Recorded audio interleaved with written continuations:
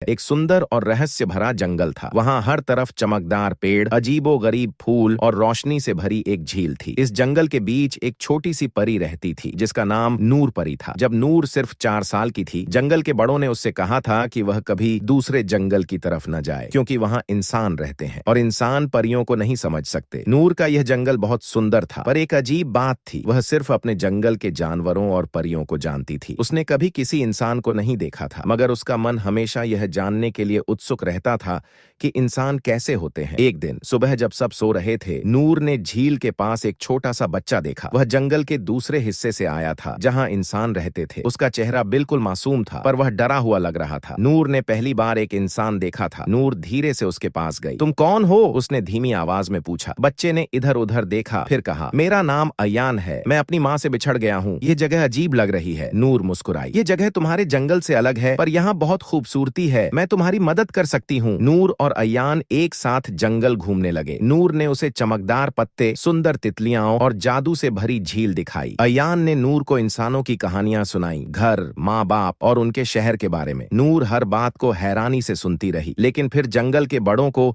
इस दोस्ती का पता चल गया। उन्होंने नूर से कहा, नूर, तुम एक इंसान से दोस्ती नहीं कर सकती, वह तुम्हारी दुनिया का हिस्सा नहीं है। नूर ने घबरा कर अयान की तरफ देखा, लेकिन यह तो सिर्फ एक बच्चा है, ये कुछ बुरा नहीं करेगा। पर बड़ों का कहना था कि इंसानों और परियों की दुनिया अलग अलग है। उस रात नूर बहुत उदास थी। अयान भी रोने लगा था। नूर, क्या मैं कभी तुमसे नहीं मिल सकता? नूर ने सोचा, फिर मुस्कुराई। हम दोस्ती का एक नया तरीका ढूंढेंगे। तुम अपने जंगल में जाओ, मगर जब भी चांद चमकेगा, मैं यहाँ आकर तुम्हारे नाम की रोशनी चमका दूंगी। तुम आसमान की तरफ देखकर समझ जाना कि मैं यही हूँ। अयान मुस्कुराया, और मैं तुम्हारे जंगल की तरफ फूल भेज दिया करूंगा। नूर ने मुस्कुराते हुए अयान को अपने जादू से रास्ता दिखाया और वह वापस अपने घर चला गया। मगर जब भी चांद चमकता, नूर रोशनी भेजती, और जब भी हवा चलती, अयान जंगल की तरफ फूल भेजता।